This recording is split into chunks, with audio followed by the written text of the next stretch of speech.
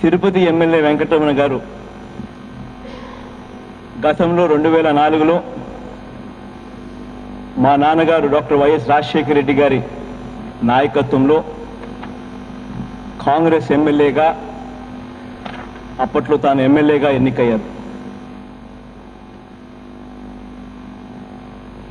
తాను కార్పొరేటర్ స్థాయి నుంచి ఎమ్మెల్యే స్థాయి వరకు తను మా కుటుంబంతో సన్నిహిత సంబంధాలు కలిగిన వ్యక్తి. అటువంటి వ్యక్తి మరణం నిజంగా బాధాకరం. బాధ ఎక్కడ అనిపించిందంటే అధ్యక్ష, మొన్న అసెంబ్లీ సమావేశాలు జరుగుతూ ఉన్నప్పుడు ఇక్కడే మనందరి ఎదుటినే కనపడ్డాడు. ఆ రోజు కూడా తన ఆరోగ్య పరిస్థితి ఏమాత్రం కూడా బాగోలేదు. ఇక్కడ ఒక సందర్భంలో కాస్త తూలిన పరిస్థితులు కూడా మనం అంతా కూడా చూసాం.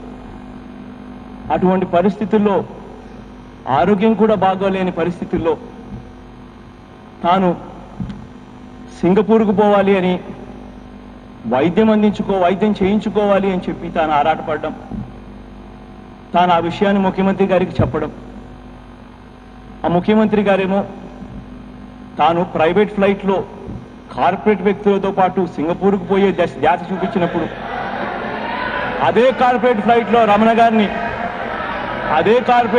రమణ గారిని కూడా సింగపూర్కు తీసుకెళ్లి వైద్యం చేయించి ఉండింటే ఇవాళ రమణ గారి గురించి ఇంతగా ఇటువంటి పరిస్థితులు రమణ గారు పోయిన ఇటువంటి పరిస్థితుల్లో మాట్లాడాల్సిన అవసరం ఉండేది కాదు. అయినప్పటికీ విధి అన్నది ఎవరూ కూడా ఆపలేకపోయారు. తన మరణం నిజంగా బాధాకరం. తనకి ఇద్దరు పిల్లలు కూడా, అటువంటి ఇద్దరు పిల్లలను పెంచడానికి ఆ తల్లి ఎంత అవస్థలు పడిందో కాస్తో కూస్తో తాను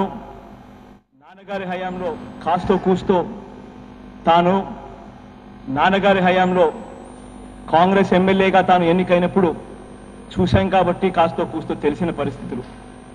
అటువంటి కుటుంబానికి మంచి జరగాలని, దేవుడు ఆ కుటుంబాన్ని మనస్ఫూర్తిగా ఆశీర్వదించాలని, ఆ కుటుంబానికి ఎల్లవేళలా మా తరపు నుంచి కూడా అన్ని రకాల సహాయ సహకారాలు కూడా ఉంటాయని చెప్పి కూడా సభాముఖంగా నేను తెలియజేసుకుంటూ, వాళ్ళ కుటుంబ సభ్యులకు నా ప్రగాఢ సానుభూతి కూడా తెలుపుతూ సెలవు తీసుకుంటున్నాను అధ్యక్ష.